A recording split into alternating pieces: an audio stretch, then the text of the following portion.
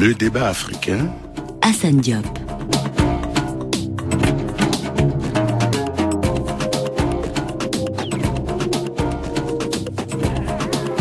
RFI, la suite du débat africain avec Albert Bourgi, juriste et spécialiste de politique africaine, Michel Gali, chercheur au Centre d'études des conflits, et Oumar Keïta, chercheur à l'École des hautes études en sciences sociales. C'est à Paris. Alors pour débattre bien sûr de ces défis qui attendent le président malien élu, Ibrahim Boubacar Keïta, lequel a battu, vous le savez donc bien sûr, Soumaïla Cissé, la victoire du politique sur le technocrate, alors que le Mali est toujours en crise. Et parmi ces défis, Albert Bourgi, il y a le renforcement bien entendu des institutions, à commencer par cette réforme nécessaire, semble-t-il, de l'armée pour bannir à l'avenir les tentations de coup d'État, comme le fameux putsch du 22 mars 2012 du célèbre capitaine Sanogo, depuis quelques jours général, Albert Bourgi.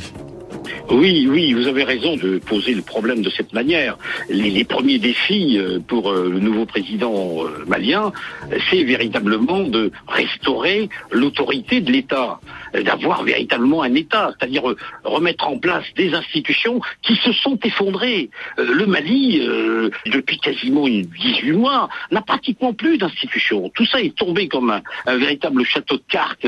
Tout ça s'est effondré et on avait l'impression qu'au fond, plus personne ne dirigeait véritablement le Mali, et que le régime de transition, qui était finalement assez bien tenu par le président qui avait été désigné, Dioncounda Traoré, se contentait bien souvent d'organiser des sessions ou des réunions de conseil des ministres. Et il n'y avait strictement rien. Donc c'est vraiment le grand défi à venir, celui de la restauration des institutions maliennes, et restauration des institutions maliennes qui ont été largement bafouées précisément par la pratique de ces 10 dernières années, cette pratique articulée notamment autour de la démocratie consensuelle, qui n'était rien d'autre qu'une démocratie faite de compromis et de compromissions, et surtout d'une démocratie qui n'avait que le terme de démocratique en apparence, et qui était d'une démocratie en trompe-l'œil. Et de ce point de vue, ce qui s'est passé au Mali peut très bien, mis en évidence ailleurs en Afrique de l'Ouest. Et c'est pour ça que l'exemple malien servira d'école à beaucoup d'États africains qui doivent se remettre en question, et notamment se rendre compte que il suffit pas simplement de proclamer ou de consacrer les principes et les valeurs démocratiques dans les constitutions pour devenir une démocratie. Donc voilà le véritable défi, c'est-à-dire comment être véritablement un démocrate et avoir des institutions dignes de ce nom de démocratie, et comment véritablement faire en sorte que ces institutions fonctionnent dans le sens précisément de l'intérêt général et non pas dans le sens des intérêts particuliers. Donc les institutions, et parmi les institutions, bien sûr, il y a tout ce qu'on veut, l'administration, le Parlement, qui n'était qu'un Parlement d'opérette, c'était une chambre d'enregistrement, et il y a bien évidemment l'institution militaire, l'armée. Moi je crois que c'est moins les militaires maliens qui ont été en cause. Oui, que le système et la déliquescence. Voilà, absolument, c'est la hiérarchie, et d'une manière générale, tout le système. Et juste à ce propos, rappeler que le nouveau président a axé toute sa campagne autour de slogans certes consensuels, mais articulés, en tout cas mis en évidence, autour de la nécessité de rompre avec le système sortant. Voilà. Et ça, alors, les justement, l'attente de tournant. C'est normal.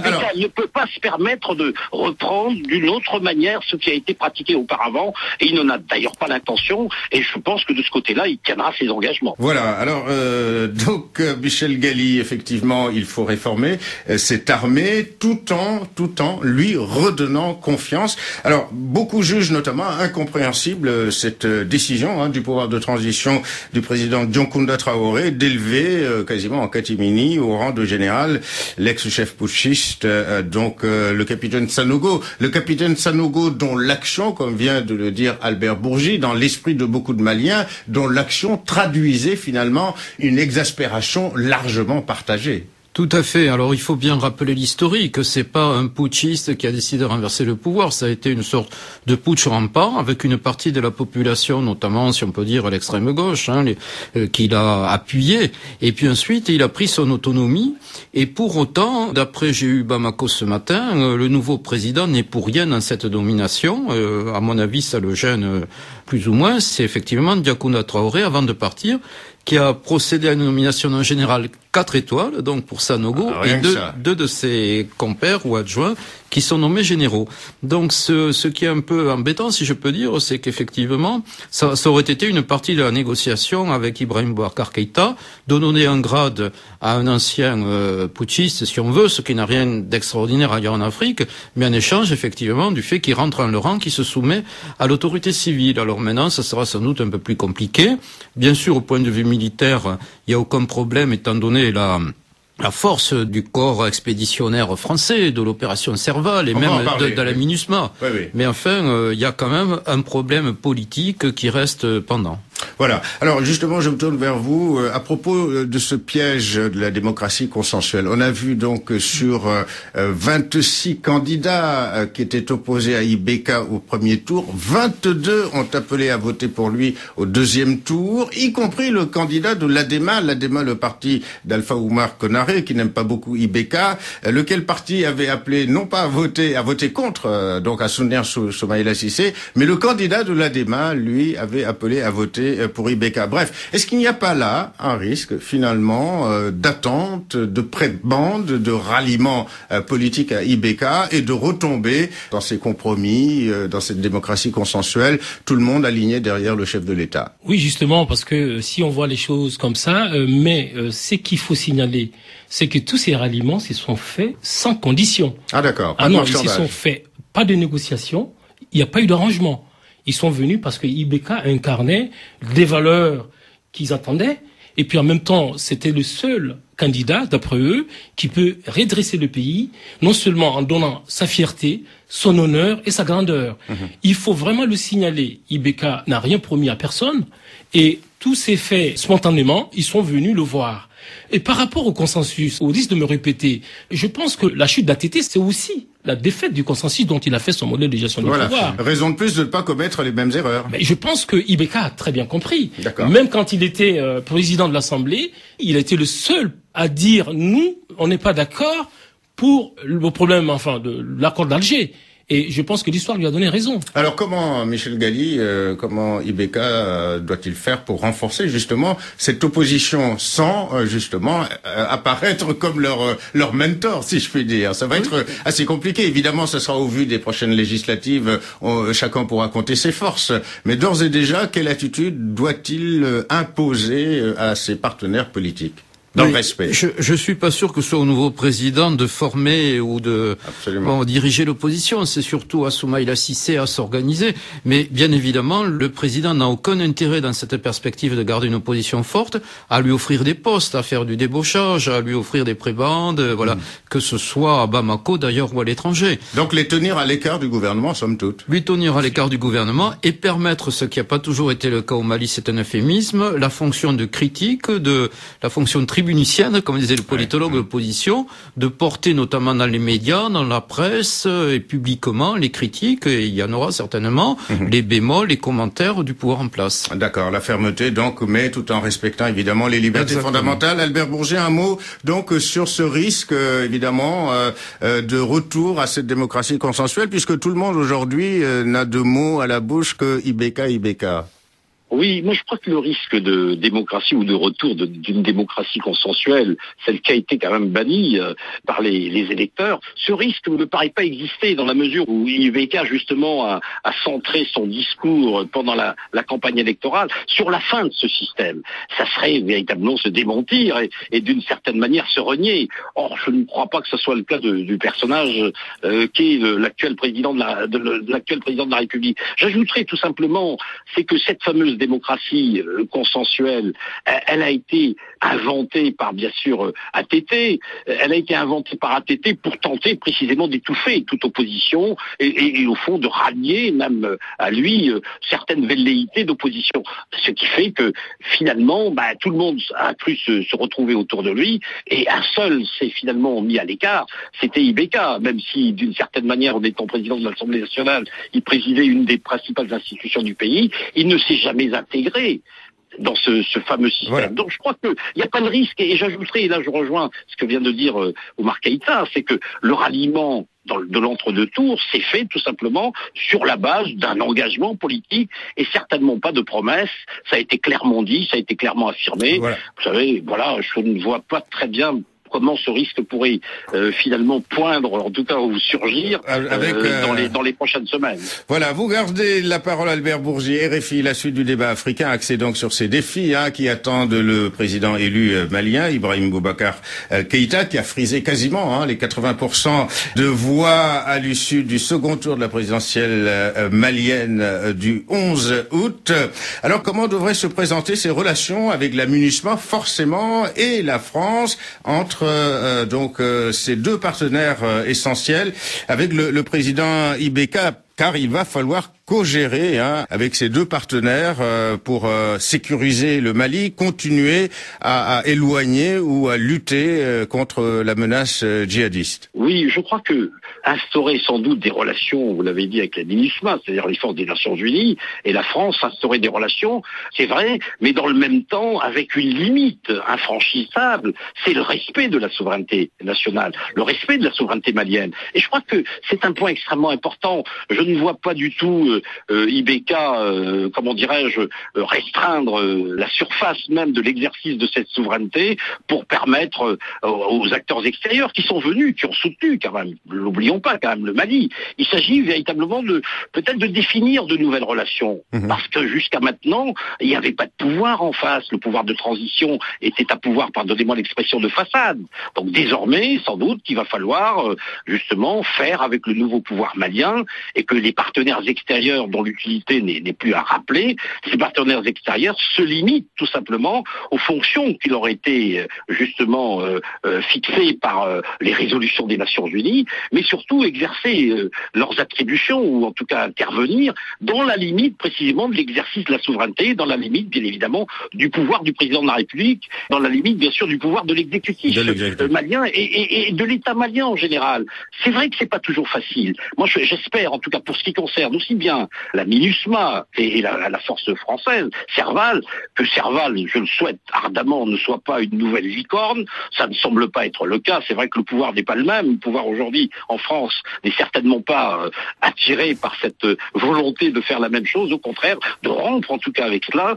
Quant à la force des Nations Unies, l'idéal, bien évidemment, serait qu'elle soit là pour un temps limité et que sa présence ne s'éternise pas, parce que quoi qu'on dise, lorsqu'une force internationale est présente, lorsqu'il y a des 4x4 UN qui circulent partout dans la capitale, eh bien ça fait un petit peu désordre, et ça fait sans doute désordre sur le plan politique, et c'est quelque chose qui irrite au maximum, ne l'oublions jamais aussi, les nationaux précisément de ce pays, et un pouvoir central malien extrêmement sourcilleux, ne l'oublions pas, sur ses prérogatives. Ok, alors Michel Ghali, dans les tuyaux attendent notamment le président Ibeka, ces négociations ou cette convention avec la France, ou traité, que sais-je, pour pérenniser le maintien d'un millier de militaires français sous un statut spécial en fonction d'un accord de coopération militaire avec le Mali. Alors vous avez raison, puisque effectivement c'était un des seuls pays, le Mali, où depuis 1960 il n'y avait pas de force militaire française permanente,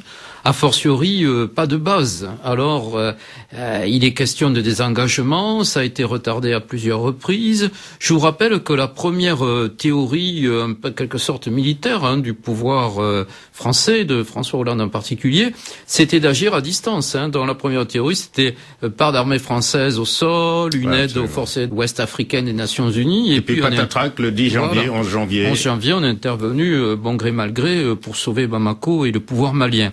Alors maintenant, à mon sens, la première des choses, c'est peut-être pas un devoir d'ingratitude, mais un devoir en tout cas de renégocier au nom de l'État malien la situation, que ce soit par des accords juridiques. À mon sens, la première des choses, c'est peut-être effectivement de refonder l'armée malienne. On a peut-être perdu 2 ans sur ce plan pour qu'elle soit au même niveau technique et militaire que ces forces, peut-être pas françaises, mais au moins que les forces onusiennes. Forces onusiennes, il y a un phénomène curieux d'ailleurs au passage de désafricanisation. Il y a une montée des contingents asiatiques, en tout cas non africains, et il faut que le pouvoir politique de Bamako puisse le contrôler, y compris dans ses actes. Et il faut que le nouveau pouvoir de Bamako aussi n'oublie pas d'avoir des relations de confiance ou d'améliorer les relations avec ses pays voisins, Mauritanie, Algérie. Et d'autant plus que le danger, y compris de l'opération Serval, ça a été de rejeter une partie des Touaregs et des islamistes dans les pays alentours. Vous avez vu ce qui s'est passé en Libye, jusque d'ailleurs en Tunisie, c'est un peu nouveau. Enfin, ils se sont dispersés, tout le monde le sait. Au Niger, il y a eu plusieurs attaques, en Algérie.